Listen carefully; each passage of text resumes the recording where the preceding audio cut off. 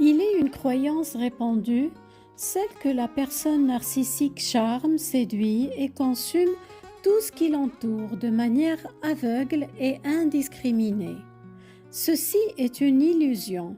La vérité est bien plus froide, bien plus calculée.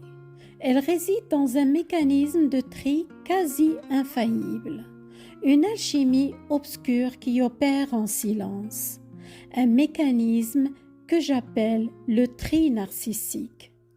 Imaginez un jardinier qui ne verrait pas la beauté des fleurs, mais leur utilité. Les unes sont cultivées pour leur parfum enivrant qui le fera remarquer. Les autres sont arrachées parce que trop discrètes, elles ne servent pas sa gloire.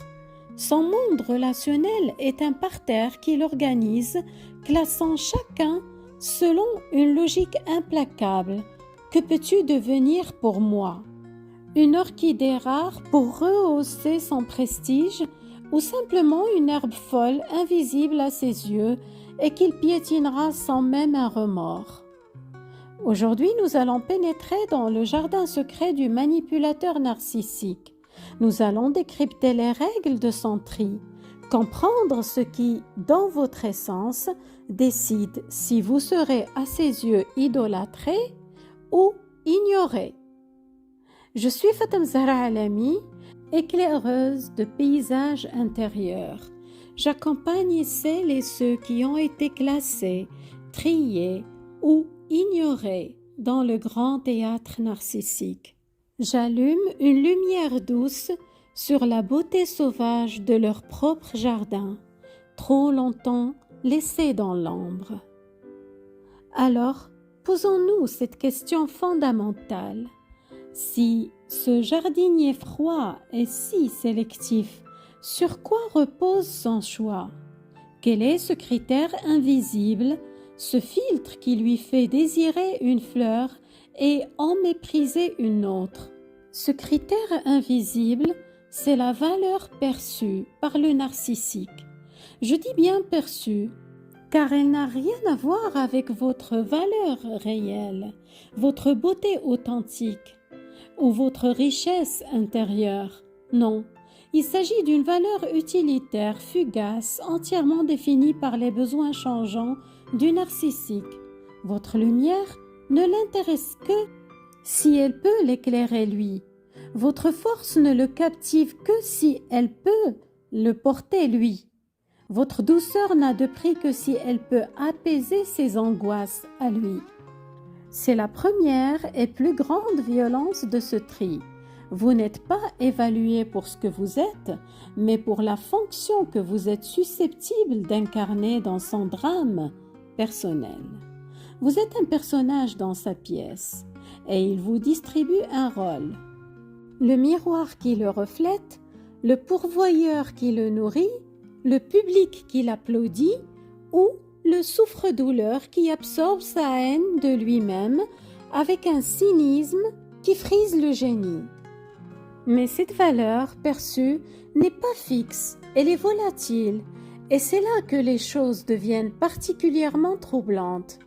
Car aujourd'hui, vous pouvez être l'orchidée rare, la source de toute son admiration, et demain, parce que vous aurez refleuri pour vous-même et non plus pour lui, vous deviendrez soudain cette herbe folle à arracher. Chaque rôle correspond à un besoin narcissique spécifique et à une phase de la relation. Quelle est cette grille de lecture secrète que la personne narcissique promène sur le monde? Ce n'est écrit nulle part, mais c'est gravé dans son architecture intime. C'est une cartographie instinctive qui classe les êtres en 4 territoires bien distincts. Le premier territoire, ce sont les cibles utiles. Ici, on trouve ceux qu'il prend pour une source. Ce sont les âmes nourricières, celles qui possèdent une lumière, une énergie, un statut, une admiration à lui offrir. Vous pouvez être, pour un temps, la parfaite fontaine à laquelle il vient étancher sa soif. C'est le rôle le plus dangereux, car il est couronné au début par une idolâtrie enivrante, une idéalisation qui n'est en vérité que l'antichambre de la dévalorisation. Même le technicien de passage, celui qui répare sa voiture avec une compétence qui l'impressionne, peut devenir pour 5 minutes une cible utile, une source ponctuelle de validation. Le deuxième territoire, ce sont les cibles perçues comme des menaces. Contrairement à ce que l'on pourrait croire, il ne s'agit pas nécessairement de personnes hostiles. Non, une menace pour le narcissique, c'est avant tout une vérité qui dérange. C'est la présence de quelqu'un dont l'authenticité est si radieuse, si tranquille, qu'elle fait ombre à son propre théâtre.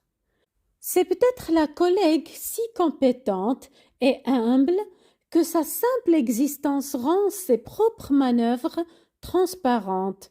C'est l'ami si ancré dans ses valeurs qu'aucune flatterie ne peut l'en déloger. Ce sont aussi bien sûr les rivaux directs, ceux qui possèdent un talent, une reconnaissance ou une lumière qu'il convoite et qui déclenchent en lui une jalousie immédiate, un venin qui coule. Face à une menace, point de séduction. La stratégie change du tout au tout. Il ne cherche plus à capter mais à neutraliser. Le dénigrement, la calomnie, les rumeurs, toutes les armes sont bonnes pour salir, diminuer ou, idéalement, abattre cette personne. Parce que sa simple présence, si intacte, rappelle au narcissique tout ce qu'il n'est pas et tout ce qui ne pourra jamais être. Une menace, en somme, c'est un miroir trop franc, et on ne négocie pas avec un miroir qui vous renvoie une image que vous haïssez. On brise le miroir. Le troisième territoire, ce sont les invisibles. C'est peut-être la catégorie la plus tragique. Ce sont les personnes qui ne voient tout simplement pas, parce qu'à ses yeux, elles n'ont aucune valeur narcissique à exploiter, aucune lumière à capter, aucun statut à convoiter, aucun miroir à lui tendre. Elles sont transparentes et cette invisibilité est une forme de violence silencieuse. Elles vous ignorent, vous effacent parce que vous n'entretenez pas son drame. Enfin, le quatrième territoire, les figures d'autorité imposées. Le patron qui ne peut pas séduire, le juge qui détient un pouvoir sur lui. Ces figures, il ne peut ni les idolâtrer pleinement car cela le mettrait en position d'infériorité, ni les détruire car le pouvoir est réellement de leur côté. Alors il rumine, une rage passive, froide, couve en lui. Il se soumet en apparence, mais dans son fort intérieur, il les méprise, les jalouse et attend son heure. Voilà donc le quadrillage. Voilà la carte. À chaque rencontre, consciemment ou non, il vous situe dans l'un de ces 4 territoires, et votre sort, dans son monde, en dépend entièrement. Et il existe une 5e catégorie encore, plus subtile, qui se glisse entre les mailles de ce filet. Ce sont les âmes qui refusent simplement de jouer le jeu. Je parle de celles qui, sans agressivité, posent une frontière douce mais infranchissable, les réservées, les discrètes, celles qui gardent leur lumière pour elles et ne la proposent pas en pâture, celles dont le silence n'est pas une faiblesse mais un choix. Aux yeux du narcissique affamé, ce refus de participer à son théâtre est une insulte bien pire qu'une opposition frontale. Une opposition, il sait la combattre, mais l'indifférence polie, le territoire qui se dérobe, cela, il ne peut le cartographier, il ne peut le classer.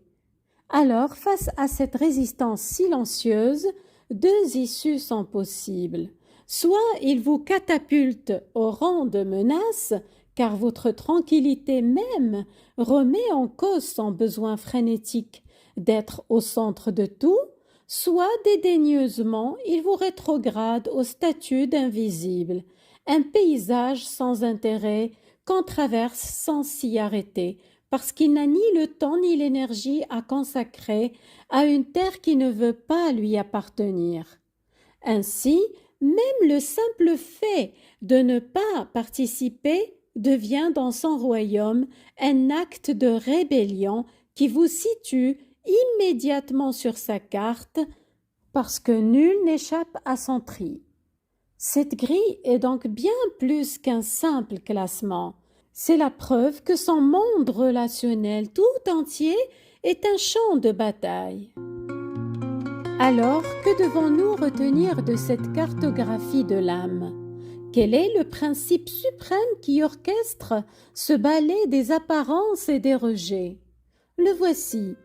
Il faut vous représenter la personne narcissique non pas comme un amoureux, un ami ou un partenaire, mais comme un cartographe affamé.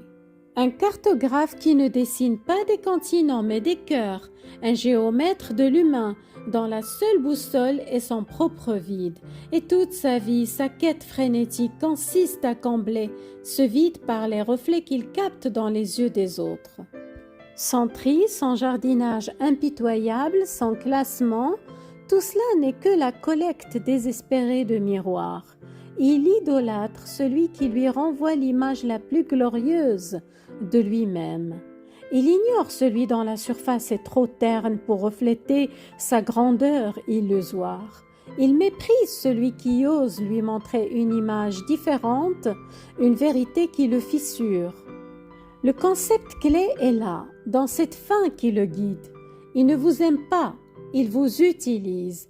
Il ne vous déteste pas, il vous rejette comme un outil devenu inutile. Comprendre cela, c'est voir soudain toute la relation sous un nouveau jour, douloureux mais libérateur. Car si vous avez été choisi, ce n'était pas pour votre beauté unique, mais pour la qualité de votre reflet. Et si vous avez été rejeté, ce n'est pas à cause d'une faille en vous, mais parce que vous êtes devenu à ses yeux un miroir inutile, brisé, ou pire, un miroir qui lui renvoyait une vérité qu'il ne pouvait plus supporter. Cette fin est un océan, et nul ne peut en apaiser les vagues. Alors, que faire de cette carte, une fois qu'on a compris les contours sinistres? Que faire de cette vérité qui peut, sur le moment, laisser un goût de cendre dans la bouche? Je vous propose ceci. Utilisez cette carte non pas comme une sentence, mais comme une boussole de libération. Parce que maintenant vous savez que ce tri ne vous définissait pas, que ce rejet ne racontait pas votre valeur, mais racontait son incapacité à la voir. Vous n'étiez pas une mauvaise fleur dans le jardin. Vous étiez une rose sauvage dont il ne pouvait pas supporter la beauté libre parce qu'elle ne lui appartenait pas, tout simplement. Le chemin maintenant n'est plus de chercher à être retrié, rechoisi, reconnu par lui. Le chemin est de devenir le jardinier de votre propre essence. C'est un acte de douce rébellion. Celui de cesser de se demander qu'est-ce que je vaux à ses yeux, pour se demander quelle est la nature de mon propre sol, de quoi mon jardin a-t-il besoin pour s'épanouir. Replanter la confiance arrachée, arroser l'estime piétinée, apprendre de nouveau à vous apprécier pour simplement exister dans votre plénitude. Rappelez-vous ceci et que ces mots résonnent en vous chaque fois que votre douleur surgit. Si vous avez été ignoré, c'est que vous n'étiez pas son miroir. Si vous avez été rejeté, c'est que vous n'étiez pas son outil, tout simplement. Votre lumière est trop précieuse pour n'être qu'une source. Votre jardin est trop sacré pour n'être qu'un parterre. Reprenez la souveraineté de votre terrain et laissez le cartographe affamé errer seul avec sa carte qui ne mène nulle part. Et surtout, prenez bien soin de vous.